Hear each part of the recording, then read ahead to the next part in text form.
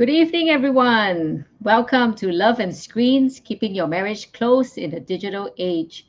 I'm Suli from Focus on the Family Malaysia, and we are so glad you're here. Let's start off with some honest sharings. We'd like to hear from you. Have you ever felt ignored because your spouse was on their phone? If yes, please type me in the comments. And how about the reverse? Are you the one doing the ignoring?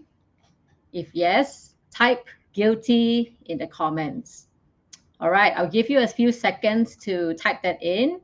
It might feel vulnerable to type that out in public. That's okay. I'll share a little bit about myself. For me, as a working mom of four young kids, I would have to type in guilty as well. There have been many times I've ignored my husband and my four kids because of urgent messages, or I've hidden in the bathroom to finish up an episode of my favorite TV show. Well, what can I say? I have had four kids in just over 5 years. So sometimes I just need a break. All right. So thank you. Some of you have responded, yes, guilty. Some, yeah, mostly guilty, huh? Nobody says me. Wow, that's so kind of you guys. Kind to your spouse, huh? All right. You can keep on typing in the comments if you have ignored your spouse or you are guilty or your spouse has ignored you. All right. So you can type me or guilty. All right. So it seems like more people have felt ignored, have done the ignoring. Okay. Thank you. Thanks for being so honest. All right. But today isn't about blaming technology or about shaming any habits because the truth is technology isn't going away anytime soon. The Star paper reports that Malaysians spend a whopping 9 hours a day online.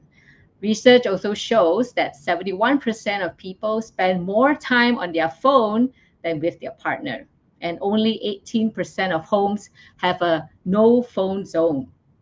All right, so if technology is here to stay, the question becomes what kind of habits do we want to build in the midst of a digitally distracted world? I think most of us know that marriages often don't drift apart because of one dramatic crisis, but through small daily habits such as divided attention, postponed conversations, and missed opportunities. So tonight we are here to build awareness and share practical ways to staying emotionally close in a digital world. And we have invited special speakers to share both their professional insights and real life experiences with us. All right, first up, let me introduce Dr. Greg Smalley, joining us all the way from Colorado Springs, USA. Dr. Greg is the Vice President of Marriage at Focus on the Family US. He's a clinical psychologist and the author of over 20 books on marriage and relationships. He and his wife, Erin, have been married since 1992 and they enjoy taking hikes together. They have four children and they've recently become proud grandparents to a little one called Josiah. So, Dr. Greg, we're so honored that you are sacrificing your beauty sleep to be here with us tonight. I believe it's 5:30 in the morning for you, right? Yeah. It is. It is. Please give us an energetic wave. Yeah. We'll wake you up, don't worry. We're also very delighted to welcome our local celebrities, Bernard and Jolene Hugh. Bernard is the founder and CEO of Musang King Group, a creative consultancy agency, and he wears multiple hats as a radio announcer, an actor, a trilingual MC. And Jolene, his wife, works as a pharmacist at a local hospital, and she's a content creator in her own right. They've been married for 14 years and they enjoy creating engaging social media content with their children that reflects their fun and authentic family life. But Jolene, so glad you're here with us tonight. Yeah, give us a Hi. wave or some hearts. Yep. Okay. All right. Before we go further, a quick note that we will be having a Q&A session later. So throughout the night, feel free to submit any questions you may have for our speakers in the comments, and our team will collate them and try our best to answer them during the Q&A. All right. Are you guys ready? Yes. Yeah. All right. Let's jump into our conversation. Dr. Greg, I'd love to start with you. Screens are now part of almost every aspect of life, whether it's work, entertainment, social connection, and even relaxation. And research shows that 54% of people would rather spend time on their phone than with their partner. So, from your experience counseling couples, Dr. Greg, how are screen habits influencing emotional connection between spouses today, both positively and negatively? Yeah. It's easy to try to villainize our screens be- and not understand that one, that it can be a very positive thing. I mean, Mm, our cell phone, for example, that can create little micro connections throughout the day. So just before we started, I just quickly texted my wife, "Good morning, didn't get to see you. I love you. Have a great day." So mhm. it's a way that we can create these little micro connections throughout the day and kind of feel that we're still connected. Yep. I have friends that play word games together. We can listen to podcasts. We can look at it, do entertainment together. So I mean, Mhm. there's great things. So it's not all bad. The problem, though, that I've seen is that our screens can create little micro disconnections. So when I'm focused on my screen, when I'm focused on my phone, well, Erin, my wife might feel ignored. Mhm. It sends a message that this is more important than you in this moment. And as she feels ignored, we ultimately can start feeling like we're living parallel lives, and Mhm. we start to drift. Loneliness sets in. When we start to feel lonely, hearts begin to shut down to each other. And Mhm. like you said, Tuli, in the beginning, marriages don't die all at once. They die in Mhm. pieces. And that's the problem that we see with screens, is that it's what I'm communicating is that I'm choosing this over you. And Yep. I start to miss really those key moments. Like just last night, my wife and I were watching a movie together. Mhm. So right at the critical time of the movie, to where this crazy plot twist happens, she's on her phone. She was scrolling, doing shopping. I didn't even notice that. I'm really into the movie. She's online shopping, and I'm like, "Oh my goodness, can you believe this happened?" And she's like, What happened?" Yep. So I had to pause the movie. I had to explain what's going on. Mhm. Mhm. And I'm telling you, that is often what it can feel like within a marriage when I'm so focused Yep. on the screen, I end up missing these subtle little plot twists within our marriage, or within my wife. When Mhm. marriage requires presence, I need to be noticing, paying attention to those little subtle things. Maybe Aaron's having a bad day, Mhm. and I'm so focused on this screen that maybe I miss that. That's so true. Mhm. So relationally, it can have all those missed opportunities and those missed moments. The other thing, though, Suli, that I see that's going on is the individual, that we're our tolerance for stillness and boredom Mhm. is gone so low. We don't have tolerance just to sit there. Mhm. Mhm. Is an important part of just self-awareness. True. When I have moments to where I don't have all this distraction, I Mhm. might notice maybe that I am having a hard day, that I'm feeling depressed. Mhm. And we are building up this low tolerance for just being able to sit there and be Mhm. bored. We always have to have something going on. And Yes. so those are some of the things that really stand out to me. Yeah. That's so true. I mean, my husband just had the same thing that he said to me about last night. Me on my phone while we're watching a movie. It's just so common. So that's a really helpful perspective. It can be used for a good and also, yeah, in a Yeah. negative way. So Bernard and Jolie, since both of you are quite active in the digital space. How does your online presence and your content creation lifestyle support your relationship and your shared goals in your marriage? Oh, hi everybody. So for me myself, I was used to be in traditional media, right? So in part of screen, in part of camera was part of my work. So even when we're dating, I think we're accustomed to that already. So we look at media as an for me it's work, right? But I think right now when we are creating content together, we are not just only creating content using the phones as a work only, but it's also we look at it as something that reflects our values. Yeah, and Mm, connection as a family community, as a family content. So we will include our children into it. Maybe it's a dance, or if it's a life thing that we experience. So in some way, we're practicing them how to respond towards cameras and all that. mhm, Or even our parenting journey, we're quite transparent about it and what we believe in about family. So for us, when we create content together, it forces us to communicate. mm, So for us, right. it's like a task. It's like, okay, let's go for a picnic, or like, or let's go for library. But for us, it's like, let's create a content on Mm, yeah. So we talk about what we stand for, the message that we send, and what kind of legacy we want to build. But more importantly, also is because we want to create memories that last. So, like for example, if we go for a holiday right now, when I was young, when we go for holiday, if we go to holiday, it's using cameras. We shoot the camera and then it's developed into a 3R or so, 4R picture, right? We put it in the mhm, album, right? But mhm, right now, albums are working on our phones already, which we upload it into Instagram, Facebook, and all that, like all the social media that you're watching right now. So it's just a different aspect of it, even if we create videos right now. So we can create videos much more efficiently by just using a phone. And it's just a way of, I think at the end of the day, it's just challenge of how you balance it, mhm, mhm, whether you're reading a book, whether I think even you, if you're addicted to comic books, that can also be a hindrance. You know what I'm saying? It's mhm, for not sure. just the screen only.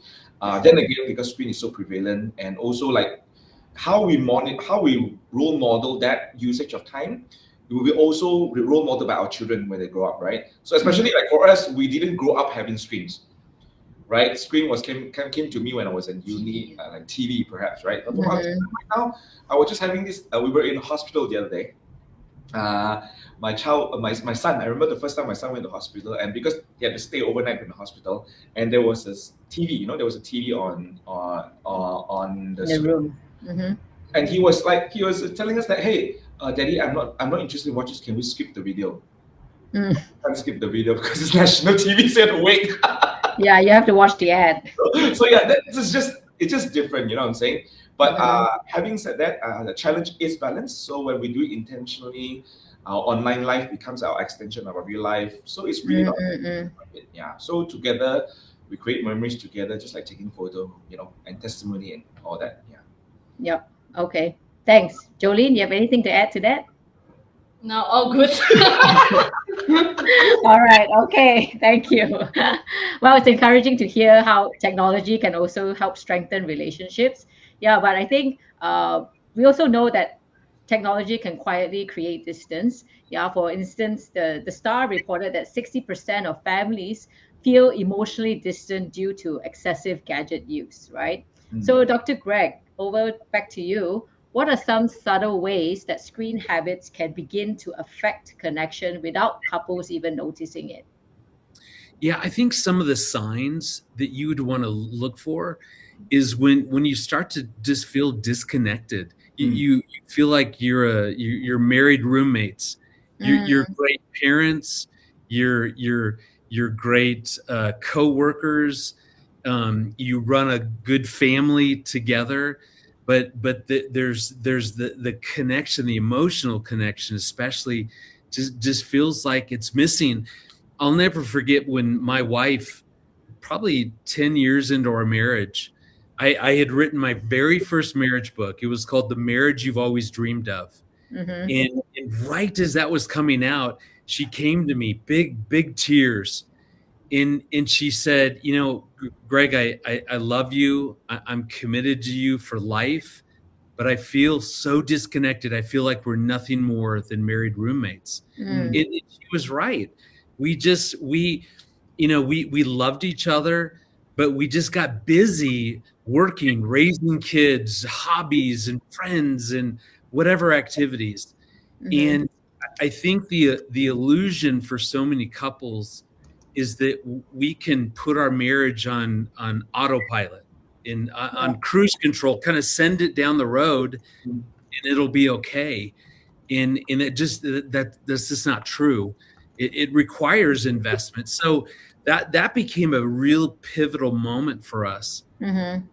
What are we going to do about it? So for us, we felt the disconnect. We didn't feel the connection that we longed for when all of us stood up at the altar and said, I commit my life to you. Mm-hmm. And we want to feel that closeness. I think the other big one is when we slowly begin to experience all of our conversations feel like all we talk about are logistics. Who's the kids, who's taking the kids to this sporting activity, who's going to stop at the grocery store. Oh, don't forget, we got to pay this bill. In all of our conversation becomes just information. How do we run life? And quite frankly, it becomes very boring. True. And if that's all we ever talk about, it just we start to avoid in those conversations because that we don't want to feel like we live in this perpetual business meeting. And so it's either we're on our screen or we're talking about logistics, and we start to really miss kind of we miss each other that way. So I think those are a few of the things that really stand out. You stop feeling like we're not laughing. We're not the playfulness, just the when there's just time just to crack jokes and talk about the day and what was fun or weird or strange about it. The stuff that goes away. So I think those are some of the things that really stand out to me. Yep. And those connections can't really happen if we are always on our screens. Yeah, but I think it also applies to not just digital habits, but also like hobbies can kind of take us away from, our family as well. And we kind of miss that connection. So we'll talk about emotional presence later on. Yeah. But thanks, Dr. Greg. Jolene, does any of that resonate with your experience? Has there been seasons where Bernard's digital engagement became like really intense, especially during campaigns, launches? How did these intense moments affect your time and emotionally availability with each other? Yeah, Julie. Please share. You like putting your wife on spot, huh? Yeah, I think as introduced by Suli at the beginning of our session, Bernard has been in the entertainment and also the media industry for a very long time. At least I think it's been more than 15 years or 17 years even. Yeah, so we've been also together that long. So I think over the years, I've learned that I think through the years that how we cope with when he's busy or when he's very occupied with his work, and his work is very much revolves around social media or even the phone itself. Okay, so what actually helps us is communication and setting the right expectation. So for us, when he's busy, he would tell me early that okay, this is a very busy season for me. You'll be expecting that I will be not emotionally present or be present around our family. So come to learn. I mean, I've come to learn to understand and to accept that okay, it's his time and he needs this time for work. And with that, we kind of like, I mean, this kind of work for us, basically setting the right expectation. So during the early years, definitely there were resentments, there were frustrations when I actually expect him to be there and he's unable to be there. So when expectations are not met, and that's where resentment actually builds. So over the years, we've learned to communicate better. And basically to talk about it early and to set it early. Yeah. So like some of the times that some of the things that I have to do, like let's say if I have to be in a movie shoot, right, for 2 weeks or even like a month, so I'll be really intense in shoots. So I leave early in the morning, I come back home late at night, but the next morning I'm already out of the office, or sometimes we don't even speak to each other for that, right? So, but then there were times that we are more, I'm more relaxed. So right now, even we have to find time to date, especially now we have 2 children already, right? One 11 and one 8. So every time when we are alone, we are available, or like when we're finished work, is with the children. But how do we create that time for all of us? So definitely the amount of time that we have for each other, as opposed to when we were dating, is definitely more limited, right? Because there's commitments, there's also children tuition, the children have to go this and go that. So what we now do is that we take leaves to go on dates. Yep. Yeah. So there are some things that we can do for ourselves, right? Yeah. So it's really not quantity anymore. It's more of the quality and the effort and the time that we want to be intentional about. Yeah. So I think for the time being away, and we always make sure that when we come back together, we'll take effort and we'll take time to even reconnect. Yeah. So like some of the things that I have to make is I have to make a decision on. I try not to take any of my business meetings on my weekends. I don't take jobs on weekends, so that weekend is sacred for family and also for our religion and all that. You know, saying the church and all that. Yep. Okay. Yeah. Thanks for sharing that. So honestly, I think many couples here will relate to busy seasons like that. I mean, we may not be in the same kind of entertainment industry, but we all go through busy seasons, and that require us to perhaps be a little bit absent, I guess. Yeah. So building on that, Dr. Greg, which everyday moments are most important for connection in marriages, but easily disrupted by screens? Yeah. I think one of the most helpful things that my wife and I have started to do is to recognize screens are not going away. We have about 1,400 minutes in every day, but not all of those minutes are what we would call sacred moments. A sacred moment is an opportunity that has a high connection potential. Like when Aaron and I are sitting at the dinner table, together, that has a high connection potential. That's a sacred moment. And so instead of trying to go, hey, how do we eliminate, screen time? How do we set boundaries and reduce all that? I think the better way to look at this is to start noticing throughout the day, what are some of those sacred moments that have high, quick little connection potential, and let's guard and protect those things. For example, like when we're getting ready to leave in the morning, there's a little moment there. How we say goodbye can make such a big difference for us throughout the day. I remember as a young husband talking to a guy who had been married over 50 years. And I asked him, well, yeah, what's your secret? Give me a tip. And he says, I never let my wife leave our home without complimenting her, because I don't want the first compliment that she hears to come from another man. In what I've realized is that just taking a quick little opportunity as we're transitioning out of the home to go up to her, to actually put a kiss on her lips, not just, goodbye, but actually to kiss her and to compliment her. That's a little micro connection. That's a little sacred moment. And we'll leave. How we come back, how we greet each other, after we've both been out of the house, is another really important moment. How we greet each other when we come home in the evening, that sets the tone for the rest of our night together. If we recognize that little 20-second moment is sacred, let's take advantage of it. We might be on a screen, something might be going on, but we want to pause for just a moment and welcome each other back into the home. At the end of the day, not everybody goes to bed at the same time. I get it. Some people work night shifts. I get all that.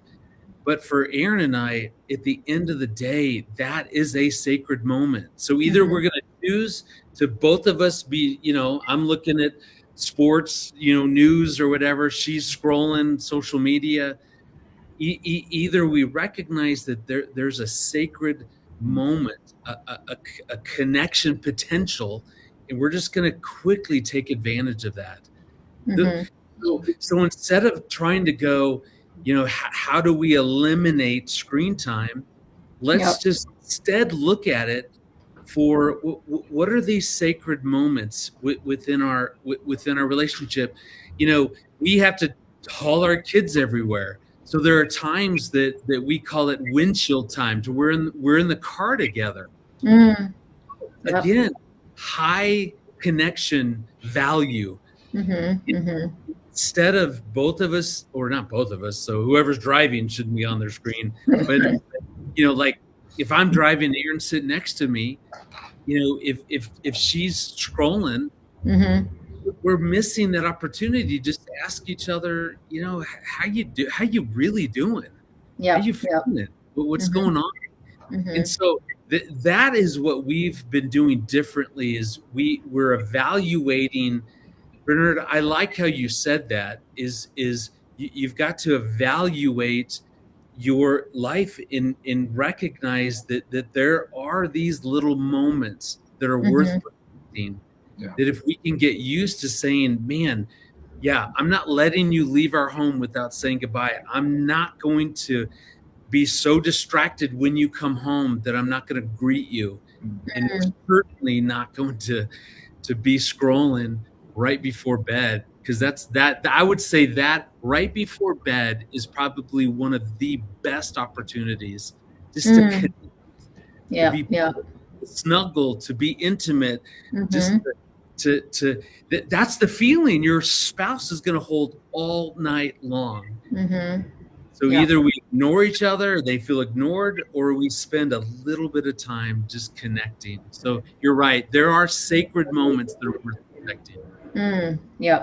Thanks, Dr. Greg. I like that, sacred moments. And I think bedtime especially, we're so used to just ending our night scrolling on our phone, but really when we connect with our spouse, it makes a huge difference. So it really strengthens our connection. So thank you so much. I will need to move on to our next segment. All right, FB audience, if you've just joined us, welcome. A gentle reminder to send in your questions for our speakers, and just type it in the comments, and we'll try our best to answer them during the Q&A. All right, let's pause for a moment to self-reflect for the FB audience and also for the speakers. On a scale of 1 to 5, how much do you think screens affect the connection in your relationship? With 1 being not much to 5 being quite a lot. So just put it in the chat. I will look at, I rated myself 3.5, which I thought was pretty high, but I asked my husband today when I was at work, and he said 4.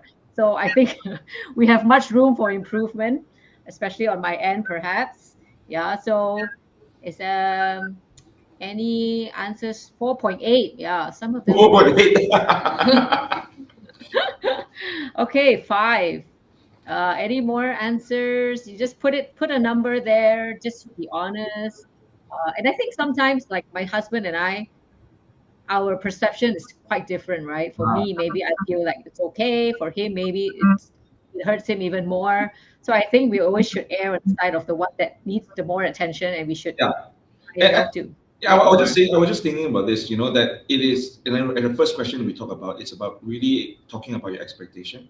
Because as husband and wife, if I cannot talk about my expectation to my other half, I think there's something wrong, number one. So there's no right and past rule about whether it should be 3 or should be 2 or should be 1 or should be 5. I think it's really about, if your needs is to be, it's as such, I need, can I have 5 minutes of your time?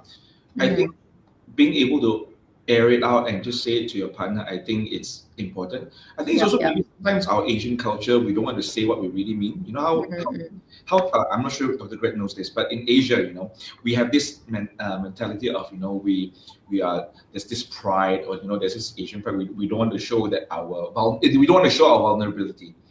But I felt that as husband and wives, we're here. We want to recognize each other, that we're here to support each other. That it's okay to be vulnerable, and because we're supposed to help partner each other in that area as well. Yep. Thanks. Yeah, thank you, Bernard. I see many fours, some 4.9. Some 5. Yeah, yeah. Mostly 3 and above, all right? I think nobody's down at 2. I think 3 is pretty good to me.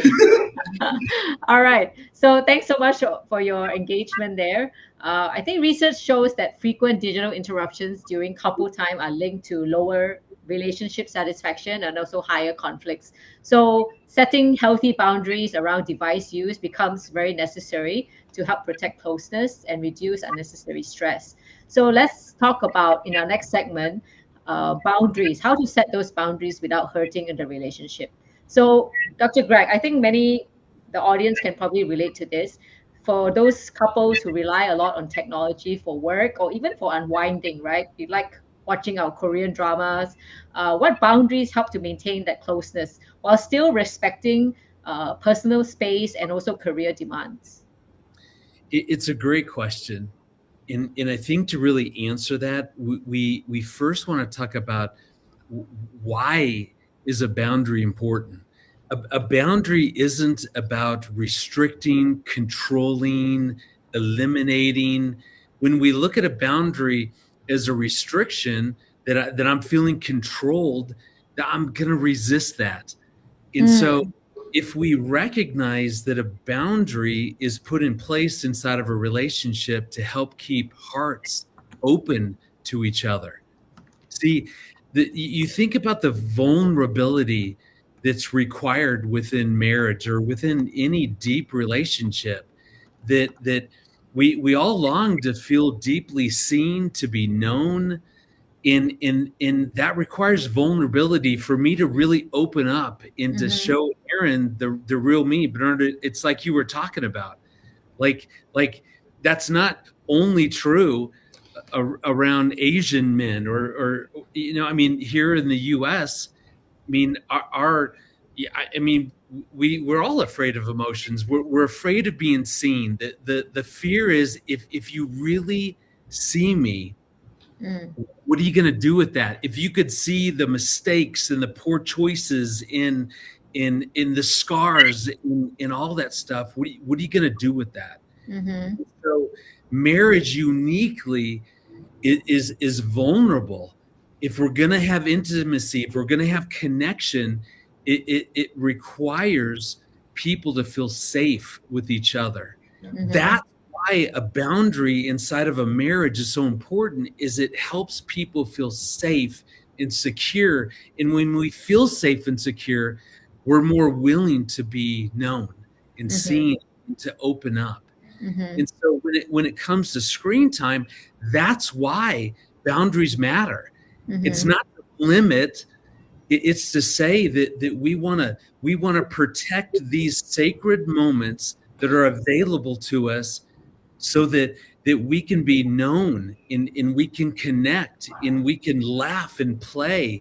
I mean, that's why we go out on dates. It's not just about getting away from the kids. And Suli, I like how you said that you've had 4 in 5 years, and that almost made me throw up a little bit. That's amazing. And I can only imagine, again, the stress and the pressure and all of that. And so that's why we set a boundary. It's never to restrict. It's always about to protect hearts, to make them safe and secure. And so that's why I would go back. The boundary then around screen time is just purely as a couple having that, like you guys were talking about, having the conversation about expectations, but specifically around, let's identify 4 or 5 of these, sacred moments inside of our marriage. What those look like for me and Aaron are probably very different for you guys, because it all depends on the season. I mean, our youngest is 18. She's doing her own thing. And so in this season, our sacred moments, are very, very different. But for each couple to say, let's pick 3. Let's pick, right before bed. Let's pick, when we get to sit down and eat together. Let's pick how we're going to say goodbye to each other, or how we're going to greet each other when we come home. Yeah. And what do we want that to look like? Play that out. Cast the vision. Here's how we can protect that time. And so that's the beautiful use of a boundary within our relationship. But again, it's always to help people feel safe, so their hearts are open, so that during those sacred moments we can then really connect at that deeper level. Yep. All right. Thanks, Dr. Greg. Yeah, I think that's so true about the boundaries and how our hearts kind of close up if we see that the other person has kind of like pulled away, and then we naturally kind of pull away too, right? So yeah, Bernard and Jolene, back to you. In your own marriage, how have you guys worked together to set some expectations around screen use? Maybe give us some examples, habits that you have to protect your time as a couple. Yeah. I'm not sure we have any any extra tips or what, but I guess I only have one expectation, that when I need to talk, you put down your phone. So I mean, like, if I can think of any expectation or boundaries set around phone use in our home, is that or at least in our relationship as a couple, as a married couple, is that I think our expectation, or that we have set, is that when someone needs to share something, or someone needs to talk, okay, that's it. Okay, Father Greg, just to let you know, it is Chap Gourmet still over here in Malaysia. It's a Chinese New Year celebration. So fireworks. So it's not gunshot like America. I was thinking, you guys are under attack. What's happening? So yeah, I'm not sure you can hear me, but yeah. But back to the question, I think the only expectation that I can think of is that in our marriage is that when I need to talk, okay, then you got to put the phone down. Bang, bang, bang, bang, bang, bang. Okay. It's a good analogy for your life. I know, right? Exactly. Bernard's having too much fun. All right, so Jolene, so the phone goes down when the person needs to talk. Yeah. So I guess there are some times we're just like, no, I need to finish this first. Do you ever get that? Like, yeah, it's not so easy, I suppose, sometimes to actually put the phone down. But what other examples do you have of how you protect your time? I know you mentioned your date night. Yeah. Yeah. So for me, like, if I have to say something, right? Okay, so for me, I don't usually bring problem back home. Okay, I wouldn't label her whatever she says problem. I would say that I don't like to bring bad news back home, right? But if I need to discuss something, I need to check what she thinks about it. And if she's busy, I will ask her, do you have 5 minutes for me?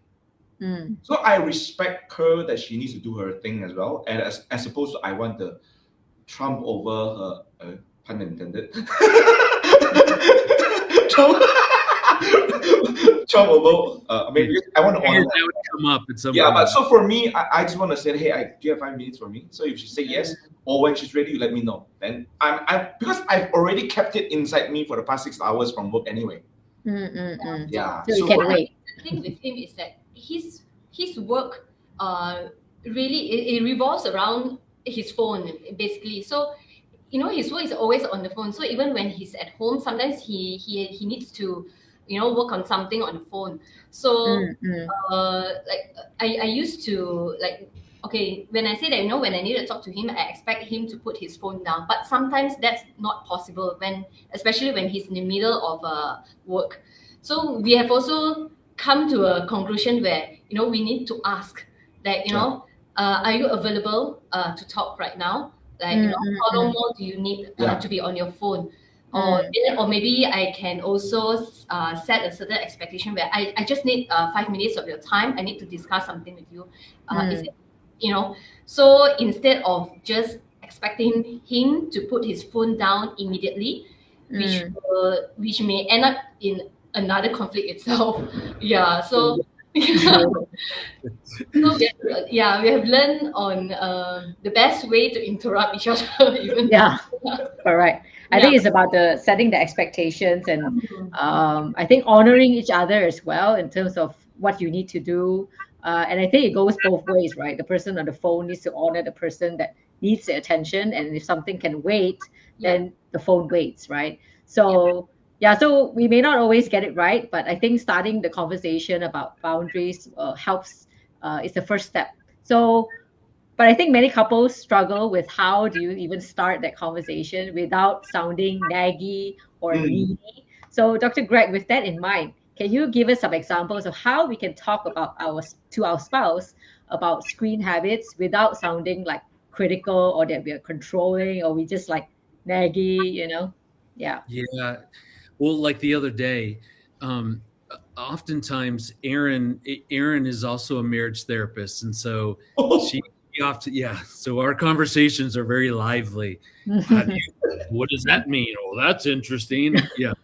And so oftentimes when as an introvert, I have used so many words throughout the day that I love to go when I get home, if no one else is really around, especially, I love to go and play a video game. I will be honest, I love my video games. And so the other day, she had come home. I just didn't hear her. And so she was there. I was down playing the video game. And when I came up, I was like, whoa, really, where'd you come from? And she goes, what were you doing? I was like, I was just playing a video game. And here's what she did that was so good. I was so impressed. And I wish I could do this. She said to me, you know what? She goes, man, I miss you. I miss our moments of connection. And I'm so glad that you're here now because I'd love to tell you about my day.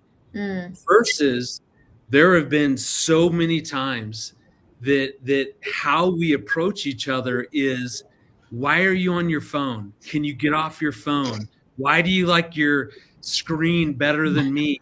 Can you, when we approach our spouse with what's missing, with what they're doing that's wrong, with what's going on that I don't like, it never goes well. Yeah.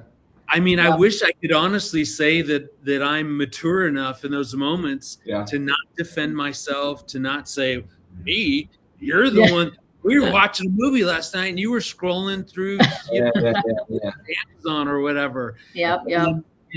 And so first and foremost, it's recognizing that if I'm going to choose to complain and criticize what's missing or not happening, that I'm probably, that conversation is never going to go well. Versus what Erin did, I loved it. I miss you.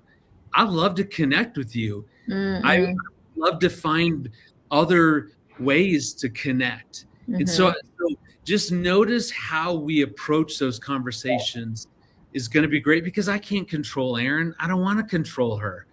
That's not my job. But if I go to her and say, man, I miss you.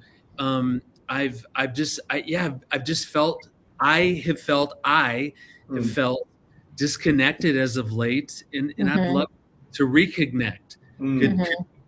Could we have a 5-minute little conversation, whatever? And kind of like you guys were describing, like just saying to each other, hey, here's what's going on. Is this a good time to have that conversation?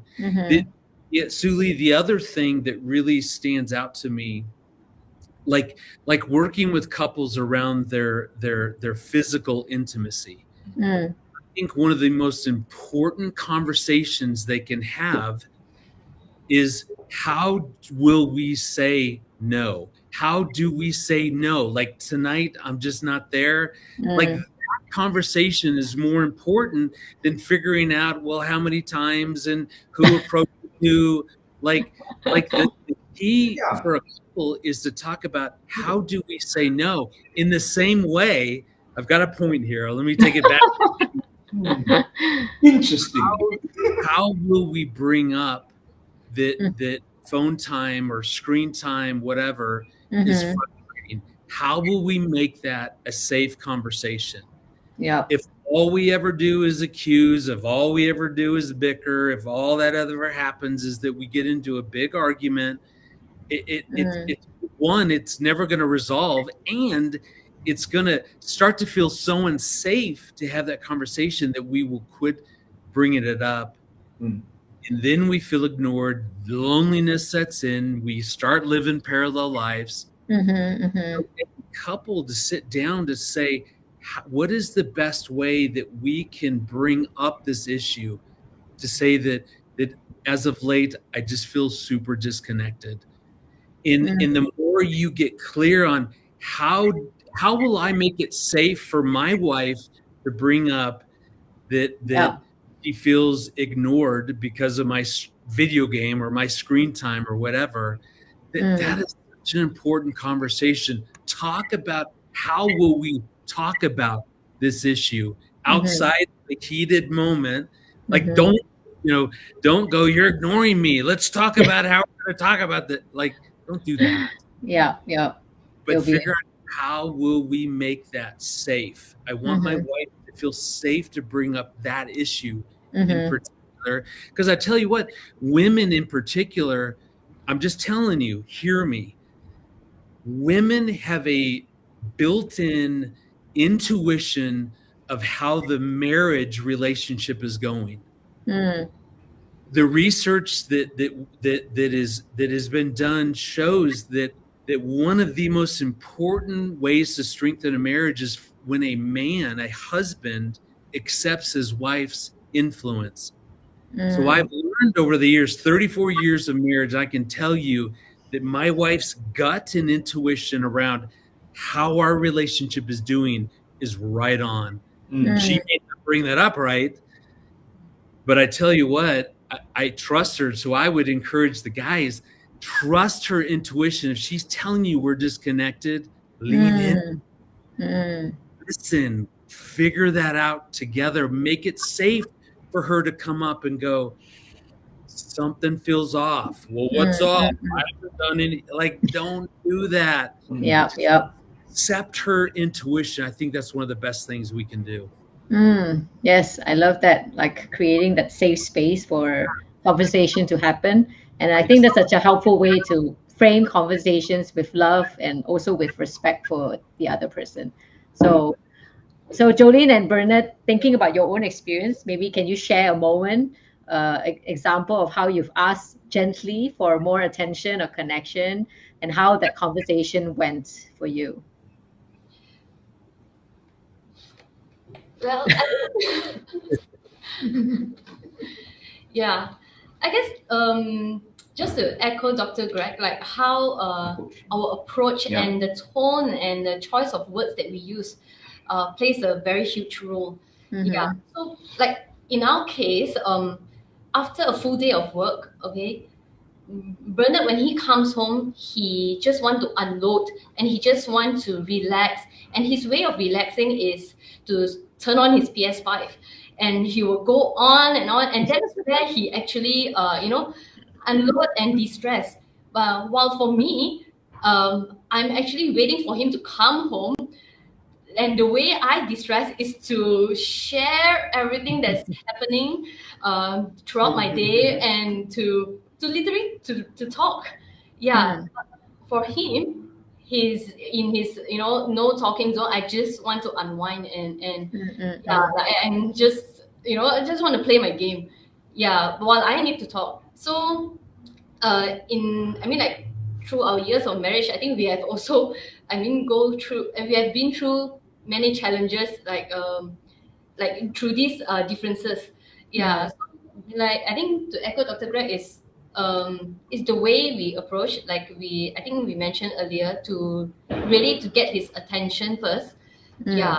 And after that, to gently tell him that I really needed to talk to you about something. Yeah. Can you can you give me your time? Yeah. So, but I think versus if I were to go in and say that can you please turn off the TV? Why you always playing game. Like why, I need to. So why, why are you not there for me? If I were to go in with that kind of tone, I'm just inviting trouble. You're a Yeah, bit stuck. yeah, Yeah. Okay. And learning to So, be wise about it also as a partner, and sometimes that you don't, she's overwhelmed with it, right? Like what Dr. Guru was saying, that how to de-escalate the situation. And then being a partner together, how do we de-escalate it? Because and also create a safe space, and only revisit this issue when both are calm. I think we need to trust each other that we are teammates on this. So if one person collapses, actually everyone collapses. So there's no need to go in over and over again and just stack up the whole thing up.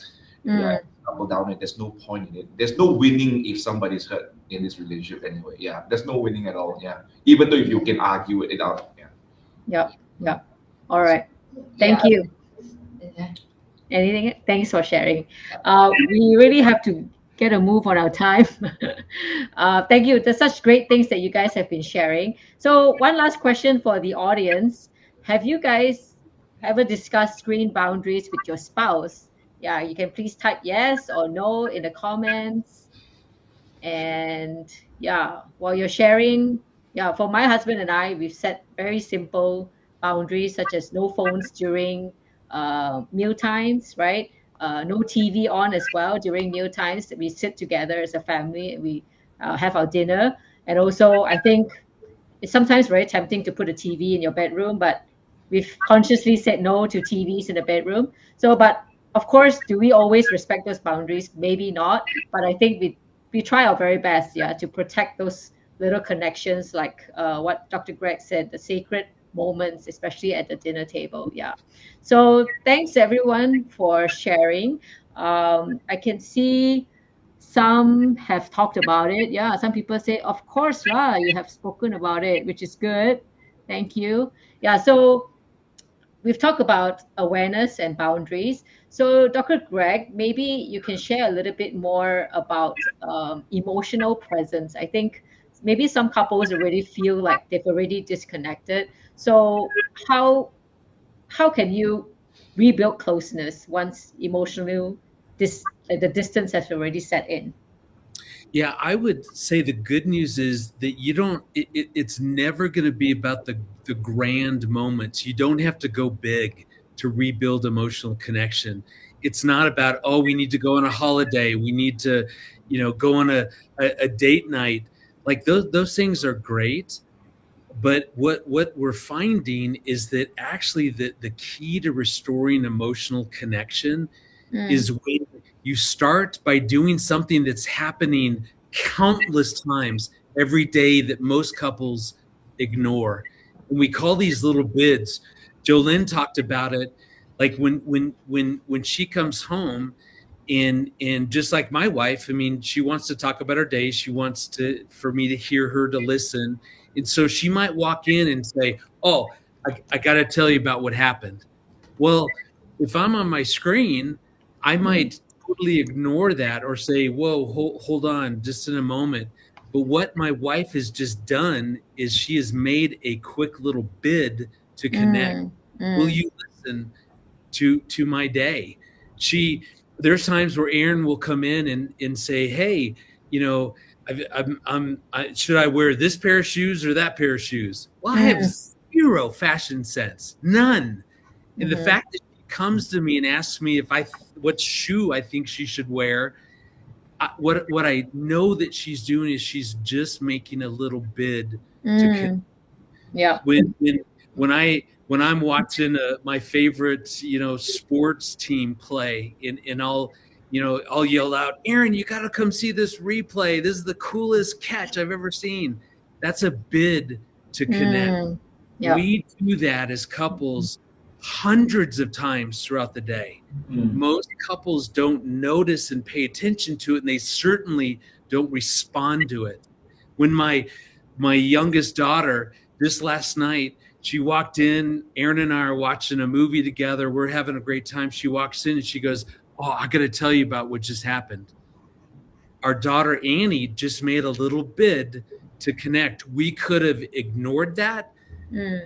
We're watching a movie, to just come back later.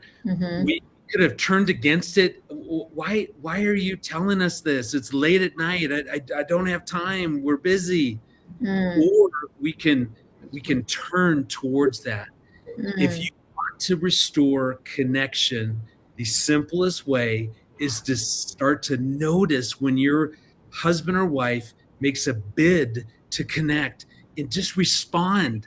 These take seconds. And if you're willing to do that, it just creates these little micro moments of connection. Those add up.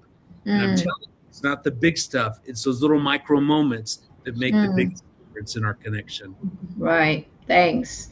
I think if my husband was listening right now, he'd probably be smiling at that, because he just said the same thing yesterday. Like when he tries to make a bid for a connection, I totally miss it, because to me, it's just I'm answering a question, right? But to him, he's trying to get more out of me. But I'm like on my phone, preparing for my FB Live, and I just miss it, So it definitely is so easy to miss, but it's so important. I think it means a lot to him when I make that connection with him.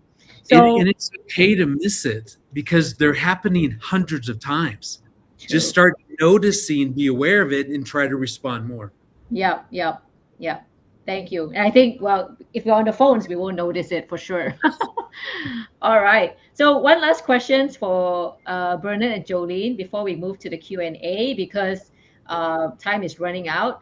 I think Bernard and Jolene just wanted you to share a little bit about how you use Instagram to connect as a family. How do you get your whole family to do an Instagram video, which you do quite well? We'll show a little clip later on, but share for with us, us. it's just like a family project.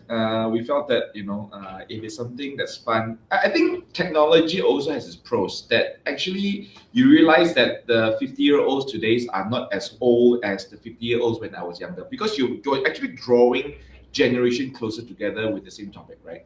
So it enables more us to be more efficient and all that. So I can be talking about, I can be invested into know what the culture of my children are going to, because there's access towards it.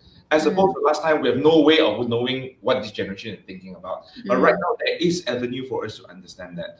So for us, we take it into conversation, into say, hey, so what's happening in school? So instead of asking simple questions like, oh, did anything happen in school today?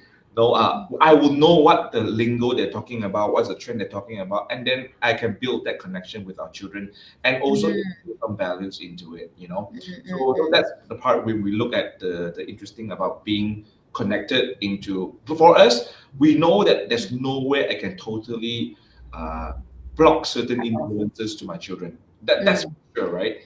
But how can I equip them with the right knowledge and the right protection, unless I'm involved in it and I also guide them to aware of it? Because I think from a very young age, they knew that our heart is for them, that our intention always to love and protect. So if they do that already, talking to them about certain issues, about trends and all that, they easily will gain trust, as opposed to just say that it's not good and all that, you know what I'm saying? So I think we view it that way.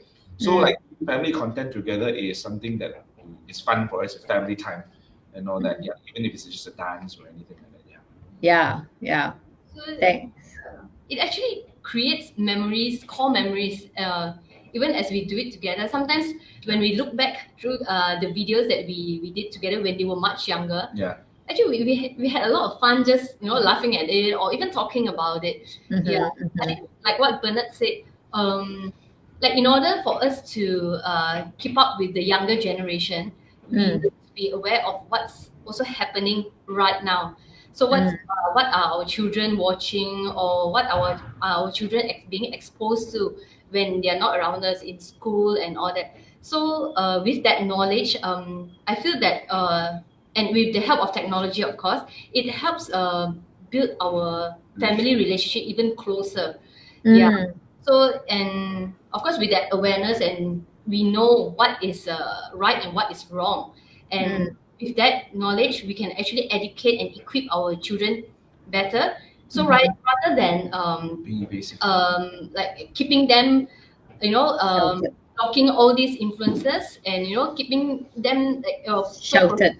so sheltered. I think our approach is that we rather use that as a teaching opportunity that Mm, we teach them that what is right and what is wrong. Yeah, mm, rather than keeping them sheltered, and when they get exposed elsewhere out of home, mm. know, they may go, they may go a different approach. Yeah. Yeah. All right. Thank you. Well, I always enjoy watching your family IG posts. It's fun to see how you use it to build connection with your kids. So we have a short clip here to share. Let's have a look. Just a very short one. Oh, And I'm Oh, where is it? feeling Do we see it? good.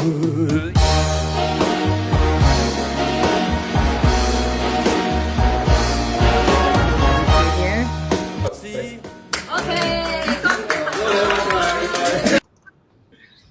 yeah. So this was done with Jolene's family and together, and all the children together. So we felt that that will be interesting, as opposed to, because for Chinese culture here, what we do is we do family photos, right? So instead of doing a family photo, we felt that we do this celebratory Chinese New Year As an movie activity. as an activity for everyone to participate. Yeah, that's so fun. I mean, it helps that your family, like even your parents, are so supporting. Oh, it's okay. Yeah. They have to do it. It's in my house anyway. No dinner for you if you don't do it, right? Sorry, it's my house. All right. Okay, maybe one last question for Dr. Greg before questions and answers. What hope, Dr. Greg, do you have, or assurance do you have for couples who worry that technology is slowly affecting their marriage? Yeah. Can they come back from it? Yeah. Yeah, absolutely. I mean, that's what's amazing is when we make the focus on how do we create a marriage that feels safe and secure, hearts begin to open up back, in connection just happens. It's what when we're feeling ignored, when we're not feeling connected, we're shut down. That's when we drift. That's when we feel disconnected. But the good news is, all it takes is just little tiny choices to go. We're going to respond to those bids. We're going to set our phone down at these sacred moments and just be present with each other. Maybe we don't even have to talk about anything. Maybe it's just we're together. The connection, because that's how relationships work. We're just drawn to connect. That if we eliminate the shut down, closed hearts, then connection just happens. And so there's always amazing hope. It's never too late. Just notice what are some of those sacred moments that we're going to start protecting, and watch how the connection returns. Right. Thank you. Thank you. Yeah, it's assuring to remember that while technology may change, commitment, intentionality, and love are still choices that we make every day. Yeah, so digital distractions may compete for our attention, but it should never compete for priority in our relationship. Yeah, so it's been such a good conversation with the three of you. There's so much good insights. If you've learned something tonight, please click on an emoji to show your appreciation for our speakers. Yeah, as we continue on, we know that when it comes to love and screams, every couple will have different challenges. So we love to address them during the next Q&A session. If you've already sent in your questions, thank you. We'll start addressing them soon. While my team takes some time to collate the questions, I would like to share some announcements with you. I have 3 announcements. First is that to support you further in this topic of love and screens, we've created a free resource page for you. Here you'll find a downloadable 15 days, 15 minutes love and screens challenge for couples, plus a collection of relevant articles and videos you can explore at your own pace. There's also will be a 48-hour only discount code to purchase some of our marriage resources. One of them includes like connection cards where you can ask questions to your spouse. And if you know any other couple who would benefit from today's sharing, please share the replay of the session with them, and you can access all these resources by scanning the QR code on your screen. All right, next up, if you're a couple who wants to learn how to handle conflict better and build a deeper connection, we want to invite you to our upcoming Journey to Us workshop. This workshop will be done over Zoom, and it's an interactive time for couples to gain practical tools from our husband and wife facilitators, and you'll discover what truly helps love last. So simply scan the QR code on your screen to find out more and register today. Spaces are limited, so I'll be attending with my husband, so I hope to see you there. Finally, please stay connected with us by joining our WhatsApp channel, where you receive updates on our latest events, resources, and family tips. And when you join, don't forget to unmute notifications so you won't miss out on what's coming up. So please scan the QR code to subscribe. All right, that's it for our short advertisement. Let's invite our speakers back on, and we're going to ask some questions that you've asked. Let's see. Let's have our first question.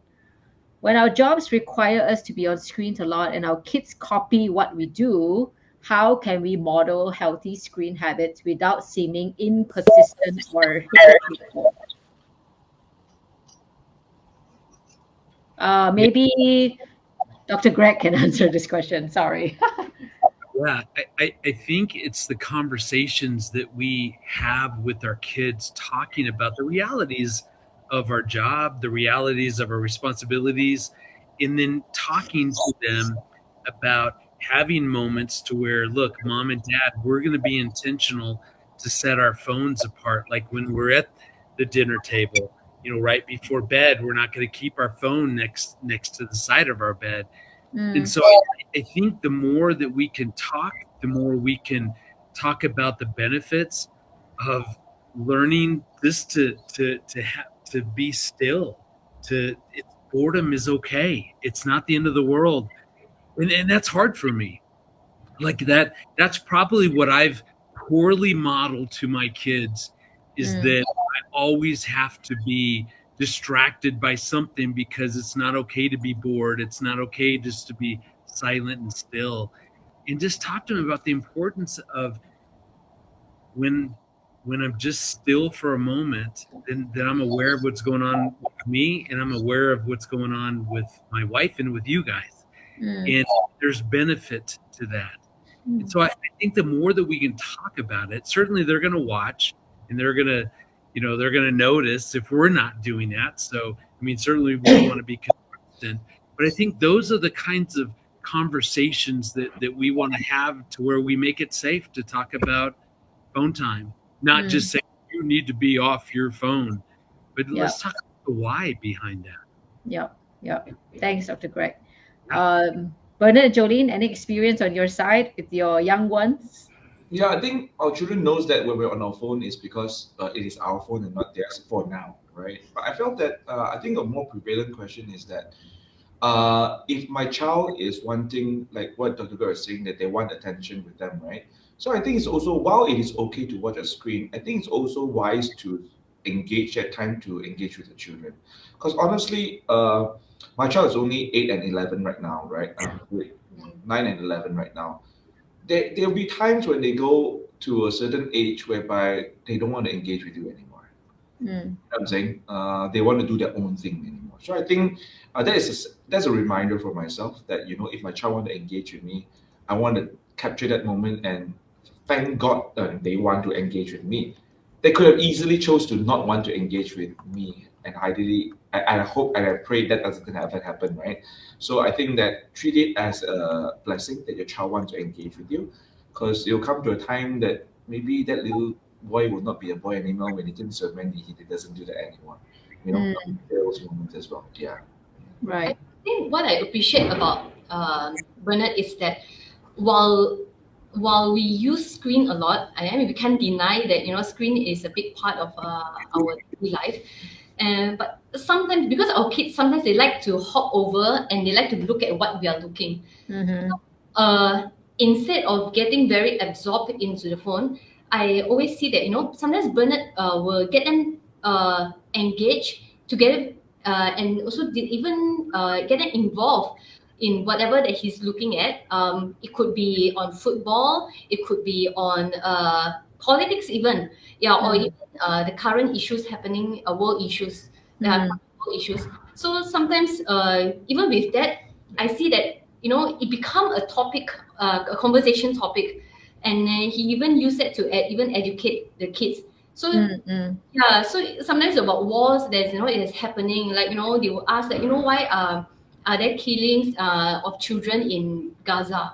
Yeah, Right. so Right. because so as he watches, as he follow up on news on even America, on what's happening in America, so he would use that opportunity to even talk to the kids and educate the kids on what's happening in the world.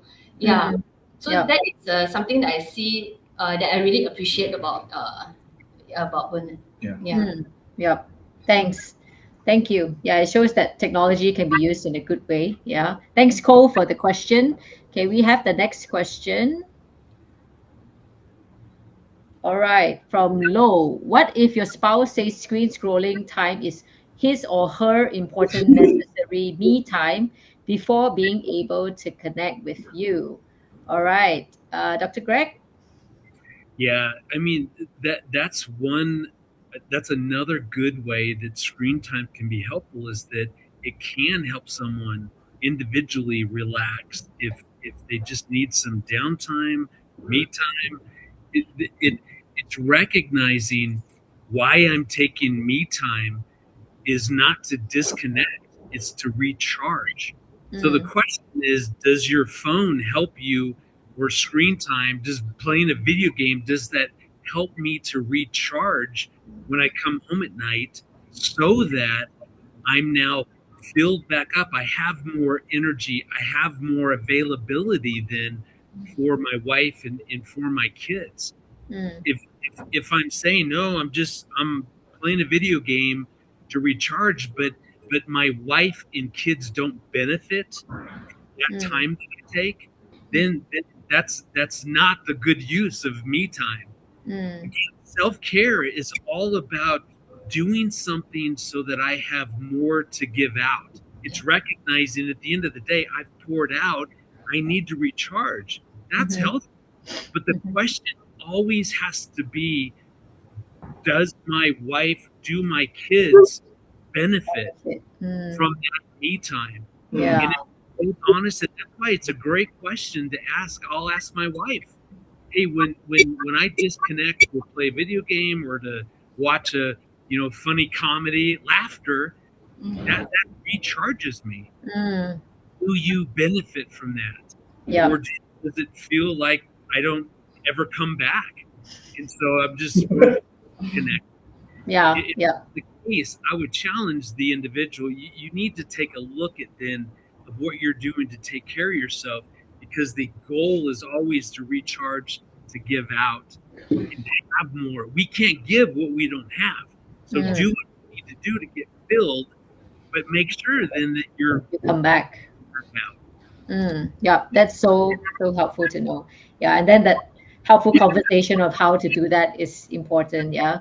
So thanks, Lo, for the question. We have two more questions, and from Casey. In your opinion, do you think married couples should have full access to each other's phones? All right, Bernard and Jolene, maybe you can share if you have access to each other's phones. Yeah, we do. I mean, like, she does. Yeah. So I mean, we have full access to each other's phone. Yeah. No, I don't. I don't even remember your password. That's not my It's fault. like, that's your problem. Yeah. So I remember his password. Yeah, but he tends to forget all my passwords. So well. Yeah. So I mean, like, from being in the media industry and all that, right? So in our dating days, I already wanted to give her assurance. So for me, it was also, I always feel that a fall always happens before pride, right? So I don't want to be prideful and say that I will never fall. But because I treasure this relationship so much that I do not want it to fall, and hence I open up for myself to be audited anytime that she wants. I felt that was one way of assuring her, but at the same time also is a humbling experience to be warning myself that, hey, don't mess around, you know what I'm saying? So because we treasure this, so for me it's never a problem. I feel that for the benefit of our relationship, that I do not fall, I'd rather have someone that I really trust to come in and check on me. So that's the way I see it. Yeah. All right. Thank you. Because of time, we move to our last question. And the question is, am I not seeing it? Oh, there you go. From DT, if both spouses are always scrolling but no one complains, is it still unhealthy? Okay, maybe this one for Dr. Greg. It's your experience. Yep. Yeah, I wouldn't try to come up with the right label.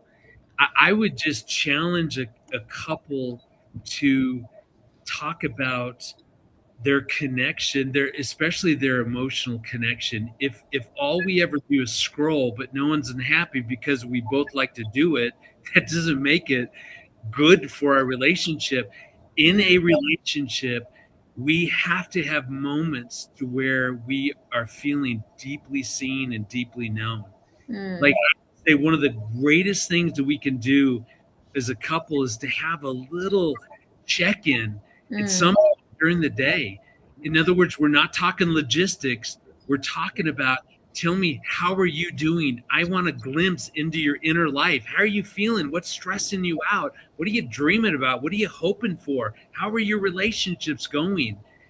A marriage is dependent upon that sort of connection. Otherwise, we lose sight. Otherwise, I would challenge a couple who's saying, yeah, we both scroll and we're good. Like, why be married? Yeah. Like, what's the point? Yeah. Like, this is my best friend because this is the one person that can truly see me and I can truly see her. And that requires that level of connection, which takes some time. Yeah. And so, again, that's why without the judgment part of it, is it healthy or not? I would just say, man, I love being married to my best friend. And that requires that I get to see into her inner life and she gets to see into my inner life. I love that. And I want to fight for that and protect those. That requires some conversation throughout the day to reach that place. Yeah. Yeah. I think that goes back to, like you said, why did we get married in the first place, right? Because we love the person. Yeah. All right. So thank you so much for all the questions from the FB audience. What we may not have been able to answer all your questions, but I hope that the conversation has given you some practical tools, some encouragement to continue this discussion at home, because I think I see this just as the beginning for couples. You know, perhaps you see there are some issues in your relationship that you can help. This conversation can help you. So on behalf of Focus on the Family Malaysia, a big thank you to Dr. Greg, Bernard, and Jolene for sharing your wisdom tonight. Personally, I've learned so much. Truly appreciate your presence with us here tonight. So, as we close, allow me to close with this simple thought. Marriage is not strengthened by perfection, but is strengthened by presence. So in a world constantly competing for our attention, choosing to turn towards our spouse instead of towards the screen is a small but powerful act of love. Technology will keep on evolving, but the deepest needs in marriage remain the same. As Dr. Greg has shared, we want to feel seen, heard, valued, and emotionally safe. So sometimes protecting your marriage is as simple as putting down your phone a little earlier, finishing a conversation before replying to a message, or choosing to talk instead of scroll. All these small choices made consistently build strong marriages. So thank you everyone for being with us tonight. I hope everyone leaves here feeling encouraged and hopeful, not shamed or condemned. So have a wonderful night. We hope to see you again. Bye.